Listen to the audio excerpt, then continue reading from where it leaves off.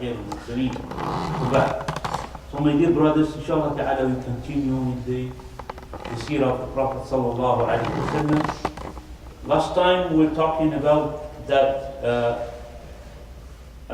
event that happened in Medina, which is like when the kuffar of Quraysh and the Jew of Banu Qurayza, like it started because of the Jew of Banu Qurayza. He said that when Rasulullah sallallahu alaihi wasallam he expelled the Jew of Banu Nadir, he expelled them from Medina because they want to kill him, as we mentioned. So a group of them they went, the rest they went to Asham, which is Palestine and Syria, all this called Asham, and part of them they went to Banu Qurayza, another tribe of the Jew at the time. And these Banu Qurayza, like they gathered them and then they decided to fight against the Prophet ﷺ. And then because of that they went to Quraysh, they went to Mecca, the disbeliever, the kuffar of Quraysh, and then they told them, like, we will be with you from inside, because Banu Qurayza are inside Medina. We will be with you inside. We gonna help you. If you attack the Muslim and the Prophet ﷺ, we'll be with you. At the same time, they went to other tribes, big tribes, like Ghatafan, the tribe of Ghatafan. They convinced them with the same thing. They went to another tribe, which is Fazara and Kinana. All this, and they collected what will be the number of 10,000 of like fighter. They came to attack Medina. Rasulullah ﷺ, he knew about that, and then the Sahaba radiallahu anhum, they prepared themselves. But this is a big number. What are you going to do? So then he consulted with the Sahaba, and Salman al-Farisi radiallahu anhu, he told the Prophet sallallahu alaihi wasallam that in Persia, that what we used to do when we are in hardship, so we used to dig a ditch from the exposed area or exposed part of Medina, and we defend ourselves. So it would be hard for them to attack us. Whoever want to cross that ditch, so we'll be down, so then the Muslim will fight back and then they will kill him. So that's the good idea that Salman Farisi came with. And Rasulullah, he commanded the Sahaba to dig that big ditch. And it was from the north side of Medina. The other sides were mountains, so there is nothing to worry about. So that's what happened. During this battle, we mentioned that some of the disbelievers, they tried to attack the Medina from certain opening, but it was hard for them. And then we mentioned also a group of the disbelievers, they came to attack the Muslim, and then the Muslim with the leadership of Ali ibn Abi Talib, so they stopped them to attack Medina, and then the fighting between Ali ibn Abi Talib and that man, which is one of the bravest and strongest men of the Arabs. So, and Ali at the end, he killed him. So, this is what happened. And then, so all the stuff happened, but they couldn't pass. At the time, Rasulullah ﷺ, he received a man, like from other tribe, to declare his Islam. So Rasulullah ﷺ, he told him, did someone knows about your Islam? So then he said to him, no, no one knows about it. So then he said, ﷺ, go to them and try to deceive them. Try to put something like to make them defeated. So that Sahabi radiallahu anhu, he went, and then he was telling Banu Qurayza, he went first there, and then thinking that he is not a Muslim, and he's not with the Prophet ﷺ and the Sahaba. So he said to them that the kuffar of Quraysh, or Quraysh, they will be like betraying you. They're not gonna help you. They will, if they come, and then after that you kill Muhammed, and they're gonna go back to Mecca, so then all the Arabs and the Muslims will revenge against you, and said then no one will help you. So because of that, I give you advice to ask them like something as warranty, like to give them, like ask them to give you 10 of their children as a backup or as like a donation of trust. If they break what they promise you, so then you use them or you kill them, whatever. So because of that, they will be scared and they will be serious in their contract with you. So, and then at the same time, he went to Mecca, to the Quraysh, and then he said to them that the Jews are people that we don't trust. So, they're going to come to you and they will ask you, I heard them talking about, like, they're going to ask you 10 from you as guarantee and so on, as he told them before.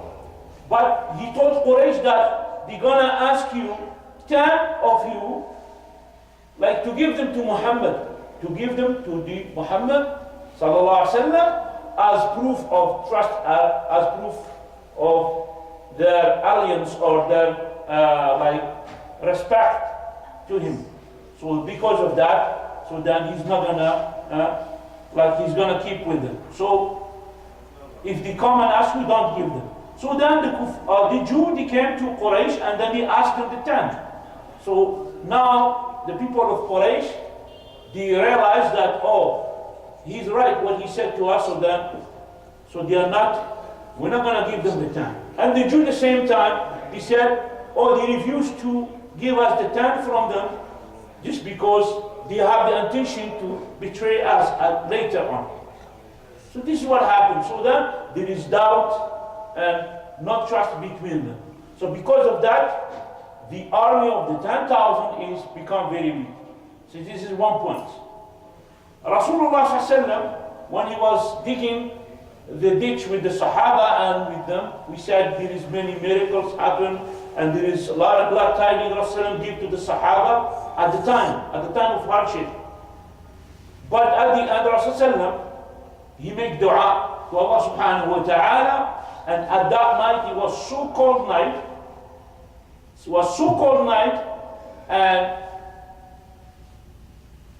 Allah subhanahu wa ta'ala sent like his wind, a strong wind, very strong wind, and he take off all the their tent and turn off their fire and so on. And because of that, just like the tribe or the kuffar who were surrounding Medina at the time, so they take their stuff and they move and they went back to Mecca, and everyone went to to his location. And now peace in Medina. So it is a victory from Allah subhanahu wa ta'ala to the believer. So this is what happened for Ghazwat al-Ahzab. And we said it's called Ghazwat al-Ahzab because it is the battle of the parties. So all these are parties: Banu Qurayza, Ghatafan, Quraysh, and also Fazara and Kinana. All these tribes, the Arab tribes, are parties, so that's why it's called Ghazwat al-Ahzab. And Allah give victory to the believer, helping them by the wind, and they get that victory. So after that, of course, the Sahaba were prepared for fight against those parties, yeah?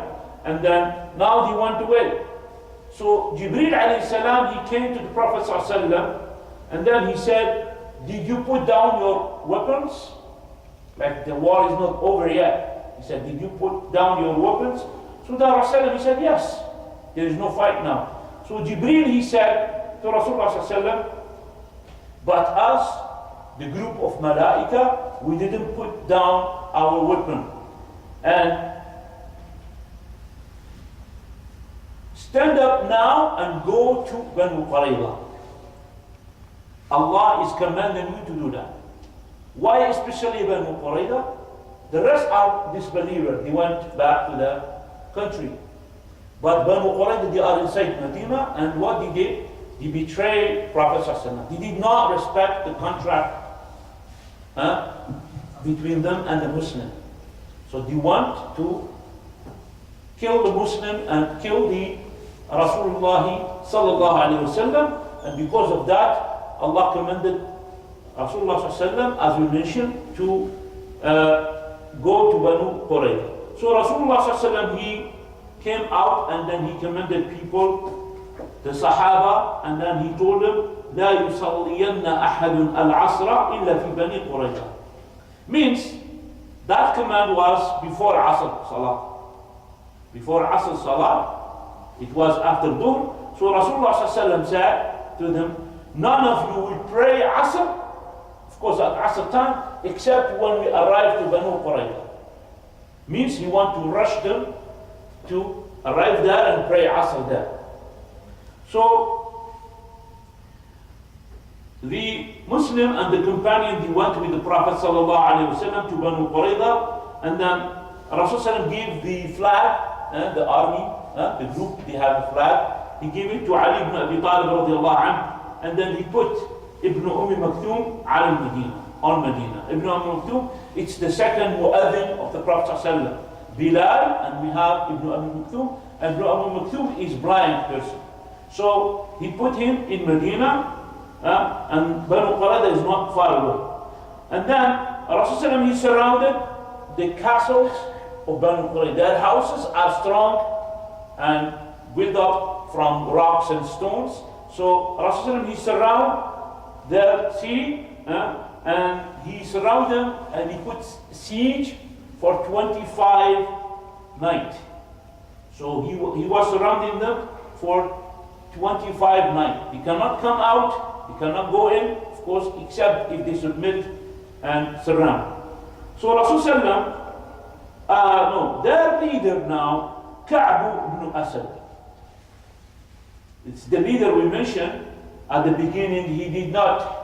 He refused to betray Rasulullah, but at the end he was convinced to fight against the Muslim and Prophet. He said to them, like to his people, now they are inside the city. So he said to them, you have three choices. You have three choices.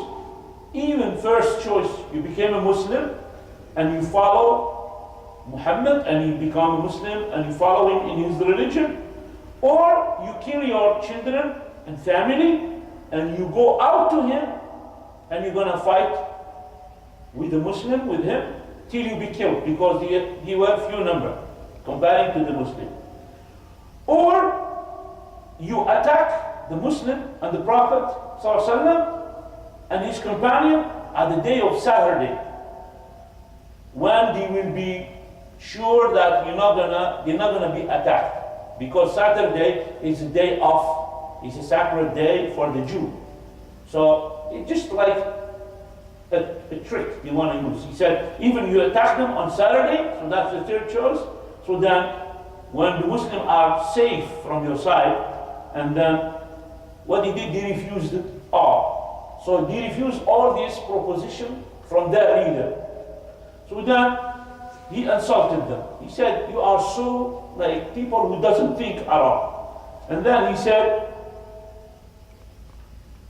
one of them, he went out from the castles, from the city, and he went to the Prophet ﷺ, and then he said to him, we can accept the deal with you with the decision of S.A.W ibn Mu'ad. Who is S.A.W ibn Mu'ad? It is that companion who was injured in his big vein. Yeah, we said that someone who was injured in his big vein, and then blood come out with a big amount. Then he was very weak, and he asked Allah subhanahu wa ta'ala not to take his soul right away till he will be see victory, and he will see his revenge against Banu Qurayza, because they betrayed the Prophet. And why did he ask for Sa'd ibn Mu'ad? Because Sa'd ibn Mu'ad, when he used to be a disbeliever, when he used to be a kafir, he used to be the ally of the Jew, of Banu Qurayza. He used to be the most close to them from the Arabs. So, hoping that he's gonna help them when he decided about their ending. So, and then See, they said maybe he will be defending us as Abdullah ibn Ubay ibn Salul. Abdullah ibn Ubay ibn Salul, he is another Arabs from Al-Khazraj, yeah? And then he is the one that interfered for Banu Nadir. If you remember, we mentioned that Banu Nadir, so Rasulullah he surrounded them, then they submit, then Ubay ibn Salul, he said, don't kill them, this and that and that. And at the end, he released them. Rasulullah, he released them because of Abdullah ibn Ubay ibn Salul. So now, they wanted, like from Sa'd ibn Mu'adh to do the same. That's why. That's why they asked Sa'd ibn Mu'adh. But now there is a big difference between Sa'd ibn Mu'adh and Abdullah ibn Ubay ibn Salul. Abdullah ibn Ubay ibn Salul, we said he is a hypocrite. And then we're going to mention part of his what he did to Rasulullah. And Sa'd ibn Mu'adh is one of the best companions that was close to Rasulullah sallallahu alayhi wa sallam. So they said, we come with an agreement with you under the decision of Sa'd ibn Mu'adh. Whatever Sa'd ibn Mu'adh decides for us, so then we accept. That's what he said. So Rasulullah sallallahu alayhi wa sallam, he asked for Sa'd ibn Mu'adh to come because he was sick. Yeah, he was very sick. And then one day he came on top of his donkey or a mule. So Rasulullah, he said, stand up for your master, and then put him down from his donkey. And then Rasulullah sallallahu, he told him, rule on them or decide on these people, your ally, the one who are ally, who selected you, like, what is your decision about them? So then he said, when he came, and then they shouted, and then they said to him, Ahsin Aba Amru fi mawali. Decide or give good decision, O Aba Amr. His nickname is Aba Amr. So the Jews, they were telling him, make a good decision about us, Aba Amr. As before you, means Abdullah ibn Salul, he decided, and he did good. And then Sa'd ibn Mu'adh, he said, أنا لسعد ألا تأخذه بالله لومة لائم. It's come for Mu'adh now that I'm not gonna like hang around or twisted my idea or something, but I'll be straight and I will take the decision that Allah subhanahu wa ta'ala like. I have no fear from no one. And then he said, my decision on them is the fighter of them, they have to be killed, and their children and family, they should be taken as a captive, means taken as sabi, as prisoners, as like slave. فقال رسول الله, and the Rasul, he said, you decide by the rule of Allah subhanahu wa ta'ala from the seven heavens. So this is confirming the decision of Sa'd ibn Mu'adh, and Rasulullah he commanded after that to kill the fighter from the man, because the man were the one fighting, and the rest will be taken as captive, and the Muslim will divide them between them. So this is the ending of the story of Bani Qurayza. So, and this is what happened with Bani Qurayza with Rasulullah sallallahu alaihi wasallam. Now we have Banu Qaynuqa. They were like, Rasulullah had contract with the Jew, Banu Qaynuqa in Medina. And we mentioned the story of Banu Qaynuqa and what happened to them. Rasulullah expelled them from Medina because of the betrayal. And also, we have Banu Nadir, and we mentioned why Rasulullah he did that, and he expelled them, sallallahu alaihi wasallam. Even they want to kill him, sallallahu alaihi wasallam. And who interfered for them? It was Abdullah ibn Salul.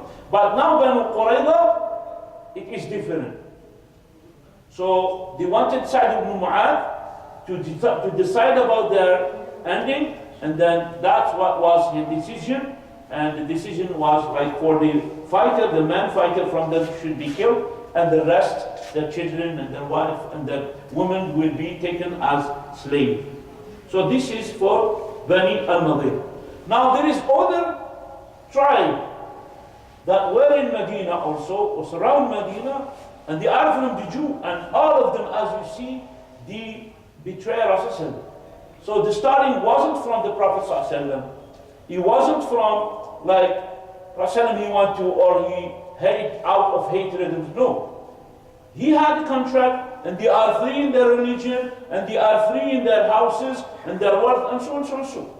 Even with that, they had contract with the Prophet ﷺ that anyone who attacked them, so the Muslim will defend them. Anyone who like betray them or they have a problem, so the Muslim will share with them. So this is between the Muslim and as a community. But as what they did, all of them, they tried to kill the Muslim and to kill the Prophet ﷺ, as we saw that. The same thing happened with Bani Mustaliq, another tribe from the Jew. Now, this Bani Mustaliq is a tribe also from the Jew. Rasulullah ﷺ, he received, it was at the year of 6 of the Hijrah. The year of the 6th of the Hijrah. So Rasulullah, he received an information that the leader of the tribe of Bani Mustaliq, Al-Harith ibn Abi Dira, by the name of Harith ibn Abi Dira. So he went to his people, and then he went also to other tribes of the Arabs, like rushing them to what? To fight the Prophet ﷺ. So it just continue and continue. So that leader, the leader of the tribe, he collected his people, and he went to other tribes of the Arab tribe, calling them to fight against the Prophet ﷺ. Rasulullah, he didn't harm them, or the Muslim didn't harm them yet, or nothing. But they are the one that started and thinking. So then what Rasulullah did, so he had that news, like these people, which is Bani Mustaliq, with some of the Arabs, they want to attack Rasulullah ﷺ and the Muslim. So Rasulullah ﷺ, just he heard that, but he want to confirm that news, that it's real. So because of that, Rasulullah ﷺ, he sent one of the companions by the name Buraidah ibn al-Husayb. One of the companions by the name of Buraidah ibn al-Husayb, to make an investigation about it. So he went, and then he met with Al-Harith ibn Abi Dira.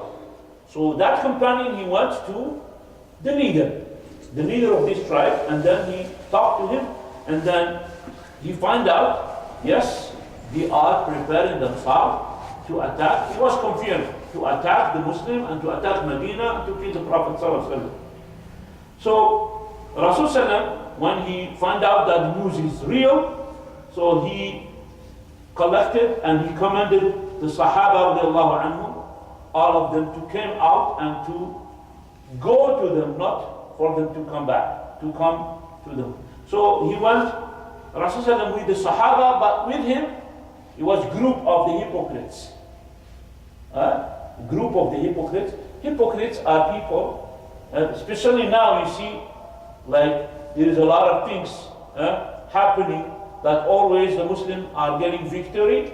So then the people who are not Muslim really, so they hide their disbelief and they act as a Muslim, okay, out of fear. So now these hypocrites, they came out with the Prophet ﷺ, pretending to be Muslim. So Al-Harith ibn Abi Dira, what he did with his people in Bani Mustaliq, when he heard about the coming of the Prophet ﷺ and his companion to Bani Mustaliq, what happened? He became like, he was scared. Fear comes to him and to his people, and all the Arabs who were with them, who was with them, they ran away from him. When Rasulullah, he arrived close to Bani Mustaliq, which is a location called Al-Musayri', called Al-Musayri'. So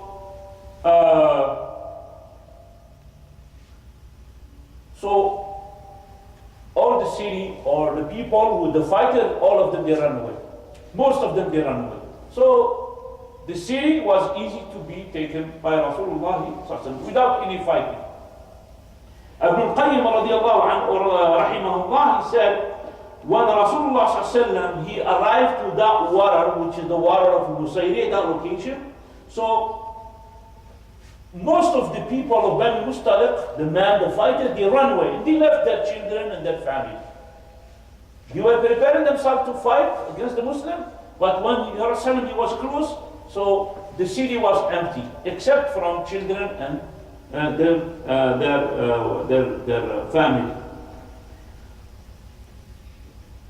And then Rasulullah, after that, whatever was there, no fighting, he take it as captive. As captive, like the children and the women, they're all this, so he take them as captive. One of the captive, like, used to be a woman, Juwayriyah bint al-Harith. Juwayriyah bint al-Harith is the wife of the Prophet ﷺ later on. So one of the captive, so she was Juwayriyah bint al-Harith, so which is the leader, yeah. So she was taken as a captive by Thabit ibn Qais. Thabit ibn Qais, one of the companions. So what she did, she said, okay, you take me as a captive, as a slave. So we make a deal, like we make a contract that if I pay you some money, like 200, whatever it is, gold, dinar or something, so then I'll be free. So he did the contract with her. So they used to do that. Like at the time, if there is a slave owned by someone, there is a contract that they do, mukataba, called mukataba, that like if I pay you like monthly, like let's say $1,000, and then within 5 years, so then I'll be free that time. So they had that contract. So immediately she did like contract with Thabit ibn Qais, which is her owner at the time. So Rasulullah sallallahu alaihi wasallam, he heard about that. He heard about like the daughter of the leader of that tribe. She made that type of contract to free himself. So Rasulullah sallallahu alaihi wasallam, what he did, he paid that amount of money that she did a contract with that Thabit ibn Qais radiallahu anhu, and then he freed her sallallahu alayhi wasallam, and he married her. He took her as wife. So this is how it happened, that the marriage of Juwayriyah radiallahu anha, and before she was a Jew. Like Safiya, she was also a Jew. So that all, she became a Muslim, and Rasul sallam, he married her while she was free. Then when the Muslim heard about Rasulullah sallam, that he married Juwayriyah radiallahu anha, so they free all the people who were under their hands. All the women and all the men, or all the children who were there under their owning, so they freed them. When he heard that Rasulullah, he freed Juwayriyah, he paid her the amount for Qais ibn Thabit, and he asked her for marriage, and she accepted, he married her. So the Muslim, when he heard that, so they freed. He said, how come we're going to take like our brothers and family-in-laws, these people, they became now like family-in-law of the Prophet ﷺ. How can we take them as slaves? So because of that, they freed them all. So this is for Bani, it was easy, Aman. Two things happened from the hypocrites, which is the leader of the hypocrites, Abdullah ibn Ubay ibn Salul, in that Ghazwa. What happened? Umar ibn Khattab radiallahu anh, he used to have one, someone who works for him, and then by the name of Jahjah. And then Sinan ibn Wabar al-Juhani, so another man, so they fight because of the water. So they want to take the water, and then they fight it because of the water. Who's going to take the water? Then because of that, so they fight. And then al-Juhani, the other man, not the worker that works for Umar Khattab, he said, oh, the people of Al-Ansar. He was asking Al-Ansar, And then he said, come and help me. So he was asking the people of what? Medina, the Sahaba that are in Medina. And Al-Jahjah belonged to Umar ibn Khattab, and he's from Mecca, and he's from the Muhajirin, and then he asked for Muhajirin. Now fitna happened. The Muslims are brothers, Muhajirin and Ansar, as we mentioned, but in that event, so because of this, everyone asked for his camp to help him, and then it comes fitna. So Rasulullah ﷺ, he said, أبي دعوى الجاهلية وأنا بين أظهركم دعوها فإنها منتنة. So Rasulullah, he told them, when he heard that, he said, are you calling by the calling of Jahiliyyah, of the time of ignorance, the time of disbelief? So he said, like he's talking about, like, don't be like discriminating now or being racist. Those are Muhajirin and those are Ansar, those are so and so and so. So he said, there is nothing such in Islam. So he said, دعوها فإنها منتنة. Leave it. Indeed, it has bad odors, which means that behavior is not smelling good at all. He said, دعوها فإنها منتنة. So now Abdullah ibn Ubay ibn Salul, he heard that. So Rasulullah, he fixed that problem, yeah? He fixed that problem, and then he said, leave it. Like, stop fighting. So Abdullah ibn Ubay ibn Salul, when he heard that, he said, أَوَ قَدْ فَعَلُوهَا. He said, did they like make it? قَدْ نَافَرُونَا وَكَافَرُونَا فِي بِلَادِنَا وَاللَّهِ مَا نَحْنُ. And Abdullah ibn Ubay ibn Salul, he's from Medina. So now he is complaining, like the Muhajirin are, he is against the Muhajirin. He said, they did it. And then he said, they came with us, and they make like fortunes and wealth and so on. And by Allah, our decision and our opinion about them, it's only the opinion of what the man said, what he's talking about, a proverb. He said, our opinion on them and our vision about them, about the Muhajirin, it is سَمِّن كَلْبَكَ يَأْكُلْكَ. Like grow and raise your dog, but at the end he will bite you. So this is, he meant by who? By the Muhajirin, by the Prophet ﷺ. This is the hypocrite saying that. And then he said, أَمَا وَاللَّهِ لَإِنْ رَجَعْنَا إِلَى الْمَدِينَةِ لَيُخْرِجَنَّ الْأَعَزُّ مِنْهَا الْأَذَلُّ.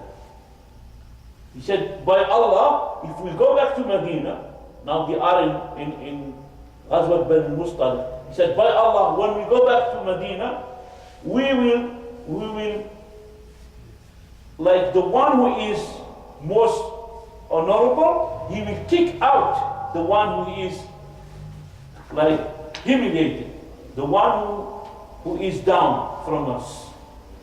That's the meaning of that. By Allah, if we go to Medina, we will kick them out. He meant the Prophet ﷺ and the Sahaba from the Muhajirin, and he meant by the most honorable him and his friend, and the Prophet ﷺ is the one who is down and who is the humiliated one. This is the meaning of his words. And then he came to his people, and then he told them like more hatred. He said, these people, they came and you share with them your food, you share with them your house and so on, and then you shouldn't do that. So he was making more fitna and fitna. So Zayd ibn al-Arqam, radiallahu anh, a companion, he heard that, and he used to be a young boy at the time. He went to his uncle, and he told him about it, and his uncle, he told the Prophet ﷺ about what Abdullah ibn Salul said. And then he said, Umar ibn Khattab after that, Ya Rasulullah, immediately Umar, he said, Ya Rasulullah, mur Abbad ibn Bishr falyaqtul. So that saying, talking about the Prophet ﷺ like that, so Umar ibn Khattab, he said, command Abbad ibn Bishr, another companion, and let him finish with him. This is Umar saying to the Prophet ﷺ. Rasulullah ﷺ, he said, فَكَيْفَ يَا عُمَرْ إِذَا تَحَدَّثَ النَّاسِ إِنَّ مُحَمَّدًا يَقْتُلُ أَصْحَابَهُ. He said, so how come, O Umar, people will talk about us that Muhammad is killing his companion? Meaning, Rasul, if he killed Abdullah ibn Ubay ibn Salul, so, and he deserved it, and then the people will talk, look, Muhammad, he's killing his companion. And all this just because of that fitna. And you see how the wisdom of the Rasul was. And the Rasul kept quiet. When Rasul he went to Medina, he started going to Medina. So Usayd ibn Hudayr radiallahu anh, he came to Rasulullah and then he told him, أَمَا بَلَغَكَ مَا قَالَ صَاحِبُكُمْ. So there's another companion, he heard Abdullah ibn Ubay ibn Salul saying that. Then he went to Rasul, he said, did you get the news about your, what do you call it? The man, which Abdullah ibn Ubay ibn Salul, what he said. So Rasul he said, like saying that he didn't hear. He said, وَمَا قَالَ, what he said. So Rasul, he doesn't want to go on and on, yeah? But he said what he said. So Rasulullah no, that was Rasul saying that. He said, زعم إن رجع إلى المدينة ليخرجن الأعز منها الأذل. So Rasul said to Usayd ibn Khalid that he said, he pretend that if he go back to Medina, he will, the one who is more honorable, he will kick out the one who is humiliated, which is about Rasulullah. So then Usayd ibn Hudayr, he said, فأنت يا رسول الله تخرجه منها إن شئت. So Usayd ibn Hudayr, he said, but you, Ya Rasulullah, if you want to kick him out from Medina, you do. And he said, هو والله الدليل, and you are the one by Allah, the honorable one. He said, by Allah, he is the humiliated one, and you are the most honorable one. And then Rasulullah, and then Usayd ibn Khadar, he said to him, Ya Rasulullah, irfaq bihi. So now there is an intercession from Usayd ibn Khadar. He said, Ya Rasulullah, O Rasulullah, be gentle about his matter. Don't be harsh on him. And then he said,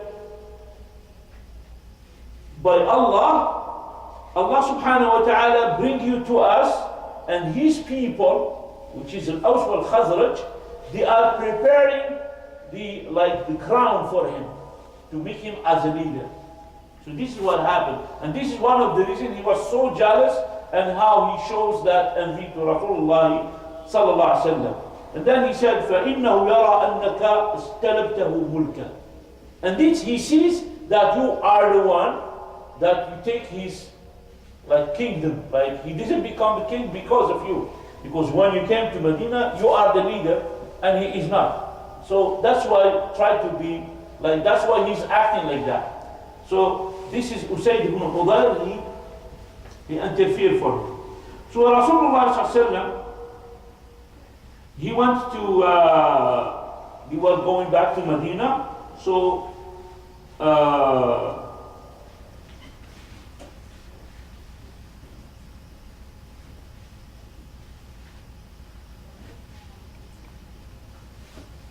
when he went into Medina, so people he was very tired because of the sun, it was very hot, so then he was sleeping. And Rasulullah sallallahu alaihi wasallam, he didn't want them to talk about these things. You know, this is rumors and all this. It's just fitna, yeah? And Abdullah ibn Ubay ibn Salul, he did not have that sleep. He was with them.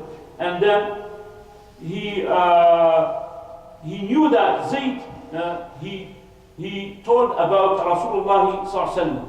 He told the news, what he said about Rasulullah sallallahu alaihi wasallam. So then he went to the Prophet sallallahu alaihi wasallam, and then what he did, he swears by the name of Allah that he didn't say that. And this is in Surah Al-Munafiqeen, yeah? And Allah exposed them. If we read Surah Al-Munafiqeen from the beginning, he talked about all this. So what he did, he went the back of Rasulullah, the Sahaba were sleeping, and Abdullah ibn Ubay ibn Salul, he went to Rasulullah, like swearing by Allah that he didn't say that. And he said it. So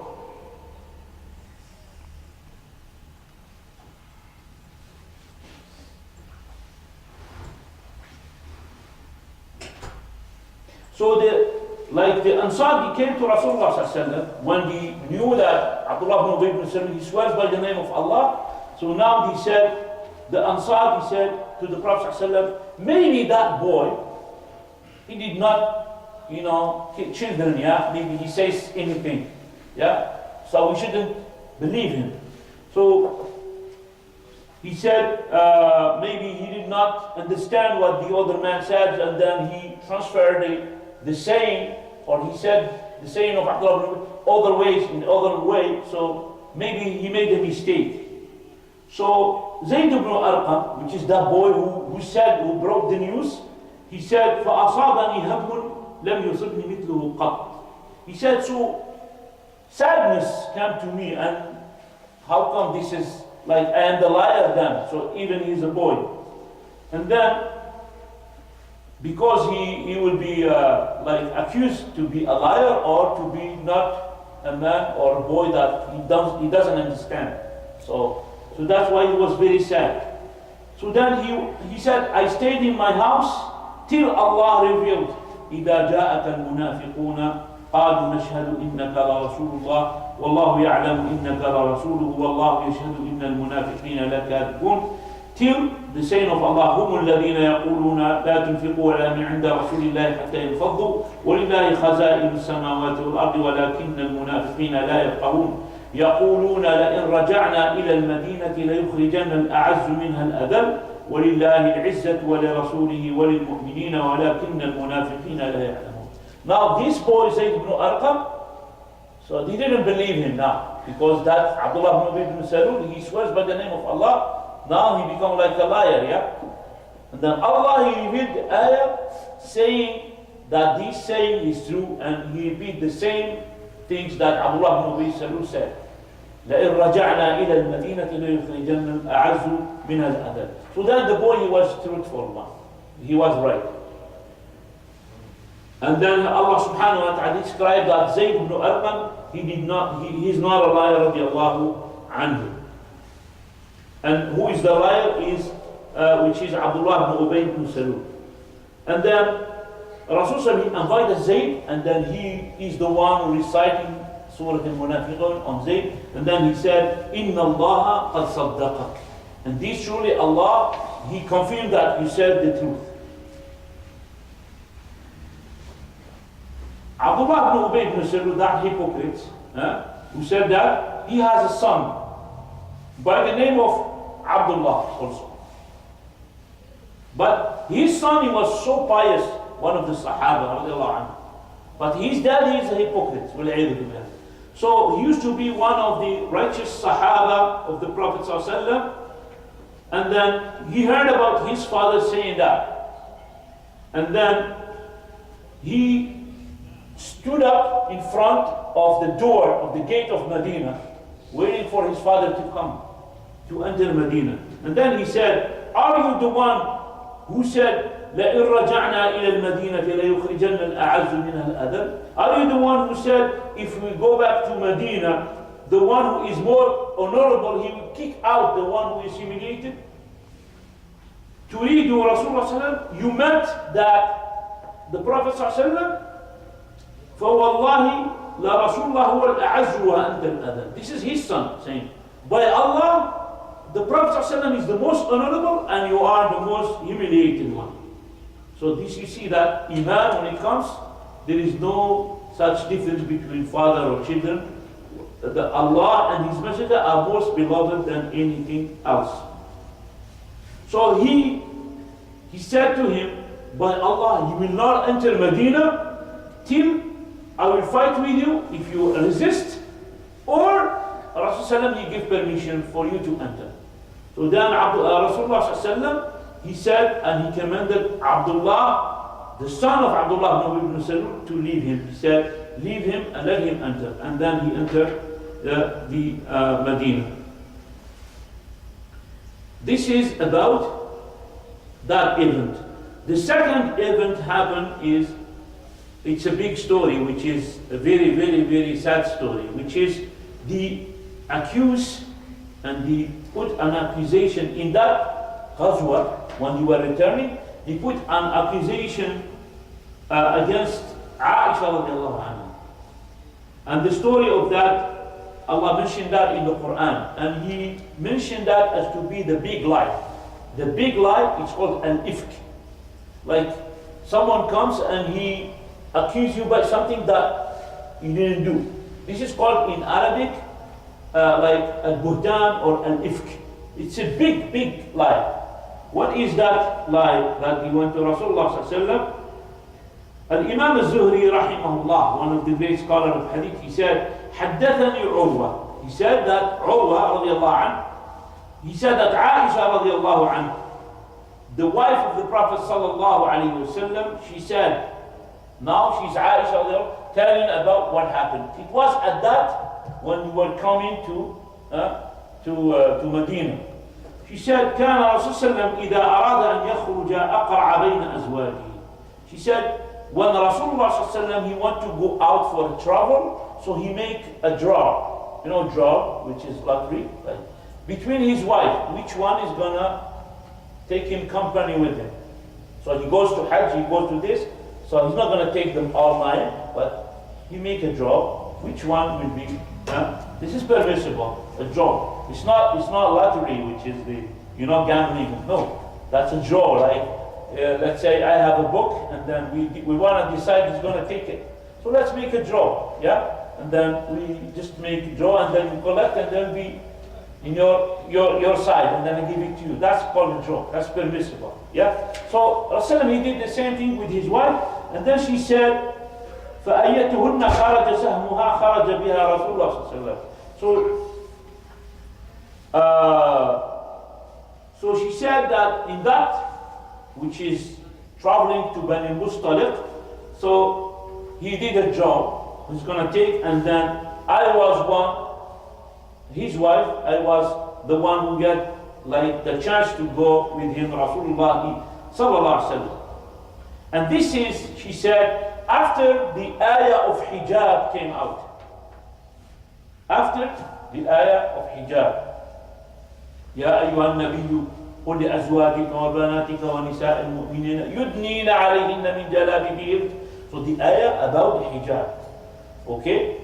The woman before, the women, the Arabs, okay, at the Jahiliyyah, even non-Muslim, the free woman, she didn't use to uncover her. She used to appear her face and part of her neck and her hands and wear long dress. This is the free woman, okay? Like the neck, the jewelry, or whatever it is. Maybe, but she used to cover their head, everything. This is not Muslim. But the slave, the woman, that one, anything, yeah? They cover, but not like the. And they used to recognize the free woman from the slave like that. Now, when arriving to Medina, after a while, it used to be like that. But Allah, He revealed the Prophet ﷺ, like for the woman, which is to cover their body. And that was the covering. This is between the scholars. But Jumhur ulama is talking that the covering of the body for the woman is the entire body except the hands and the face. Okay? The neck and so all this has to be covered. The face, which is this, and the hand. This is Jumhur ulama, like Imam Malik and so on. So this is what the but another saying, he said, no, it's everything. Everything, not even part of her body should come out, which means the entire body, the face and the hands, everything. And this is what Rasulullah and the companion women they wear. But some of them, according to the authentic hadith, they were not covering their face. Okay, that's why scholars comes. That's not the meaning of covering, but both of them has proven even this strong. Okay, one of it is the ayah, and there is a hadith of Abdullah ibn Abbas radiallahu anhu that the woman, the hijab is like the woman covering everything except one eye, so on. So there is many, but this is Aisha radiallahu anha, she said, this is after the revelation of hijab. And then we see how was her hijab. Okay? And then she said, فَأَنَا أُحْمَلُ فِي هَوْدَجِي وَأُنزَلُ فِيهِ. So she said, while we were traveling, I used to be in my hawdaj. You see the camel? There is, when they take their family and so, they used to put the wife or the woman inside a box. That box, they made it like a tent, but on top of a camel. That's called an hawdaj. Okay? She said, I was in my hawdaj, and then they put the camel down, and then she get on top of it, and then they gonna command the camel to stand up, and we go. And then the same way when they descend from the camel, they put him down, and then she get down. So she said that, and then we went.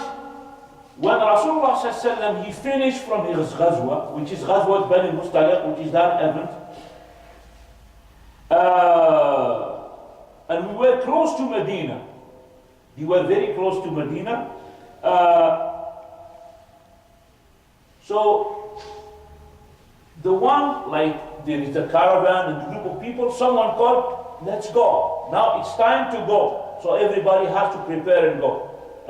Like the women should get in their hawdaj, and then the one who is responsible and the camel will go. So everybody has to get ready. And then she said, so when the time of departure is close, so she said, I want to do my washroom act. You know, she's gonna get on top of the camel, so then it's gonna be very hard. So that's why people goes to the washroom to do their business and to be free after that. Like someone who's traveling, going to Montreal, stop in Tim Horton and then he's gonna drive for 3 hours, yeah? Something like that. So she said she want to do her washroom act away. Of course she has to be away. So she said, when I went there, so I lost my necklace, the jewelry. She said, I lost my necklace, and then it was broken. And then she was collecting it. You know, the necklace has a wire, and then in it there is pearls, whatever it is. So all is dropped on the ground, and she was collecting it, trying to find it, and then it takes time for her to do that.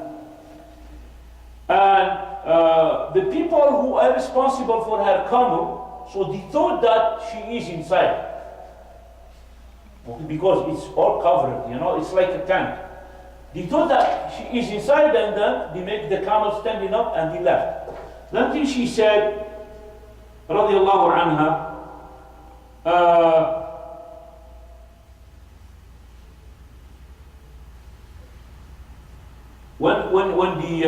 she said one of the reasons, like where the people, they did not find out, they did not recognize that the camel is empty.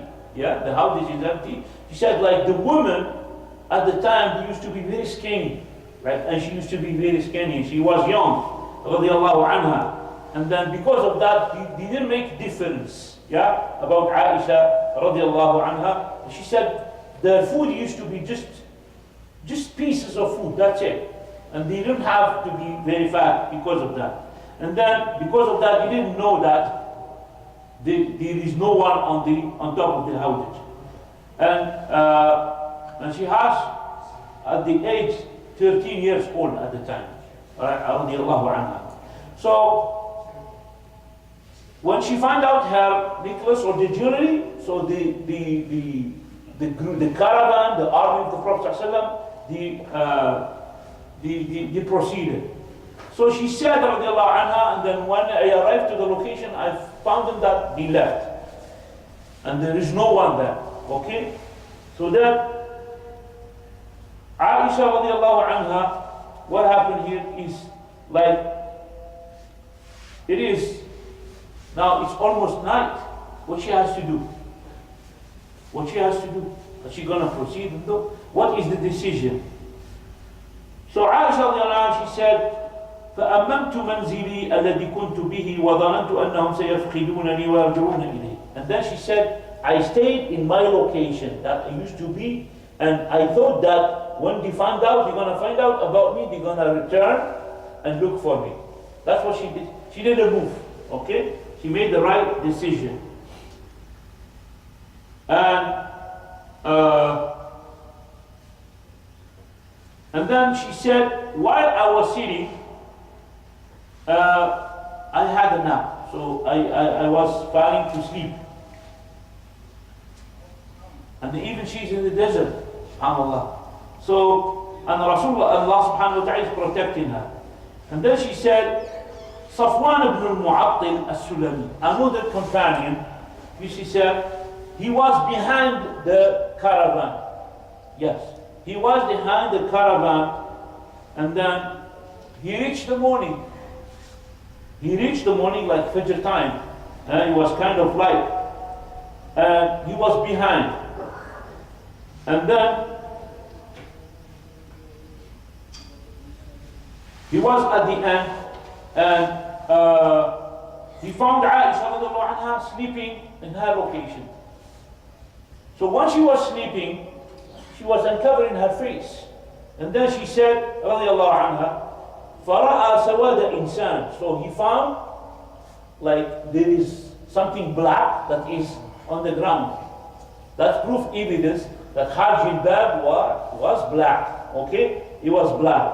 And then he approached that black things that is on the ground. Then she said, when he saw me, he recognized me because he knew her before she covers her face. And then she said, فَاسْتَيْقَبْتُ بِارْسْتِرْجَاعِهِ. And then I wake up when I heard someone saying, إِنَّا لِلَّهِ وَإِنَّا إِلَيْهِ رَاجِعُونَ. Now he know her that she is Aisha, the mother of the believer, the wife of the Prophet ﷺ, and she's alone. It's musibah. So this, because of that, he said, Inna lillahi wa inna ilayhi raji'un. She said, when I heard him say that, I wake up. And then he said, فَخَمَّرْتُ وَجْهِي بِجِلْبَابِي. And then she said, and then I covered my face with my jilbab. Wallahi, and she said, by Allah, he did not even talk to me, even a word. And I did not hear from him except he is saying that, Inna lillahi wa inna ilayhi raji'un. And then what he did, he put down his camel, and then he make it fixed on the ground, and then she said, I right on top of that camel that he has, and then he was taking the camel, and then till she said, حتى أتينا الجيش بعدما نزلوا مغيرين في نحر الظهيرة. Till we arrived and we reached the army, or the army of the Prophet ﷺ, when we were taking a rest. And then she said, فوصلنا إليهم فهلك من هلك.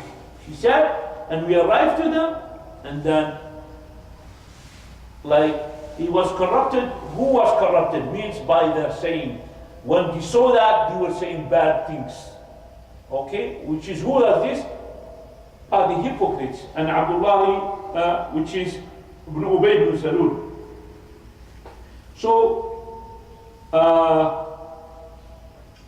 which is Abdullah ibn Salul, he said, he swears by Allah that, look, he bring her here and he did so and so and so. فَاحِشَ وَالْعِيَذُ بِاللَّهِ. Accusing the wife of the Prophet sallallahu alaihi wasallam. And then she said, radiallahu anha, when we arrived to Medina, she was tired and she was sick. So then she said, فاشتكيت حين قدمت إفك ولا أشعر بشيء. And she was tired, she was sick, and people are talking about this, and she didn't know. She didn't even know about that. And then Rasulullah sallallahu alaihi wasallam, he changed his dealing with Aisha radiallahu anha. He used to be very gentle with her, asking her about her sickness and so on. But at the time, she didn't know what people are talking about her. But she said, even I find out that there is some change from the Prophet sallallahu alaihi wasallam. But he used to say, Assalamu alaikum, and he used to say, Kayfa tikum, how are you? That's it, and no more. And then after that, he will leave. Okay? He comes and visits Aisha radiallahu anha.